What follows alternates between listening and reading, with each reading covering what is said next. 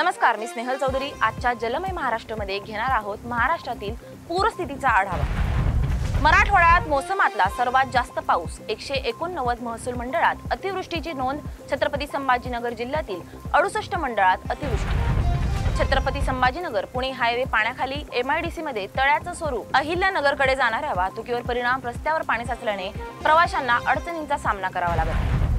नाशिकच्या नांदगावात पूरस्थिती, घरांमध्ये शिरलं पाणी, नागरिकांचं स्थलांतर सुरू, परिसरात चिंतेचं वातावरण। मुंबईसह मराठवाड्यात पुढील 24 तासात पावसाचा जोर कमी होणार।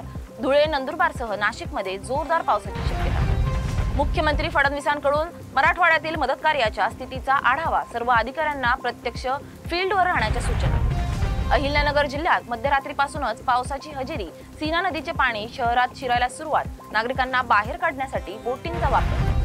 आष्टी तालुक्यात 15 गावांचा संपर्क तुटलेला। माजी आमदार भीमराव धोंडे यांनी ड्रोनद्वारे केली पूरस्थितीची पाहणी। सरकारकडून तात्काळ मदतीचे आश्वासन। बीड जिल्ह्यात मुसळधार पावसाने शेतीचं मोठं नुकसान। कापूस, सोयाबीनसह पिके जलमय। मुर्शदपूर, लिंबात, रुई गावातील शेतात गुडघाभर पाणी। शेतकऱ्यांची तात्काळ पंचनामे आणि नुकसान भरपाईची मागणी। गेवराईत मुसळधार पाऊस, नदी नाल्यांचा पाणी ओसंडून अनेक गावांचा संपर्क तुटला।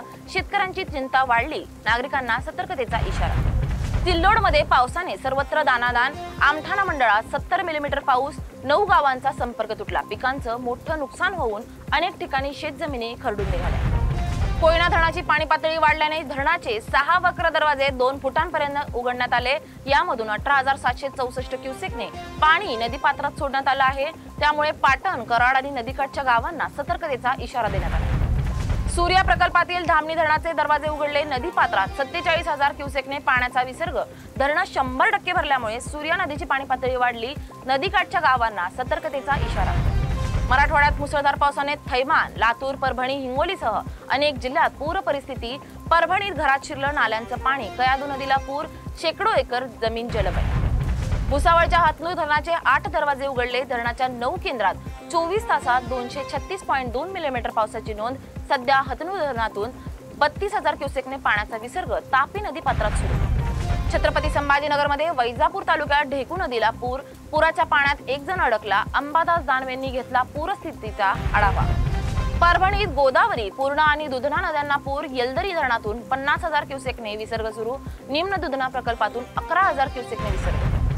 जायकवाडी धरणाचे सर्व 27 दरवाजे उघडले। जायकवाडीतून 1,98,000 क्युसेक वेगाने विसर्ग सुरू। गोदावरी नदीकाठच्या गावांना सतर्कतेचा इशारा। मुंबई, ठाणे, रायगड, पालघरमध्ये आज रेड अलर्ट कायम। पालघरचा उद्याचा रेड अलर्ट बदलला। अहिल्यानगरच्या राहाता तालुक्याला अतिवृष्टीचा फटका। शासनाने नुकसान भरपाई देण्याची मागणी सोंगणी करून ठेवलेलं सोयाबीन पीक वाहून गेलं। भिवंडीतील भातसा धरण परिसरात रात्रीपासून मुसळधार पाऊस। भातसा धरणाचे 5ही दरवाजे 1 मीटरने उघडले। भातसा नदीकाठच्या गावांना सतर्कतेचा इशारा।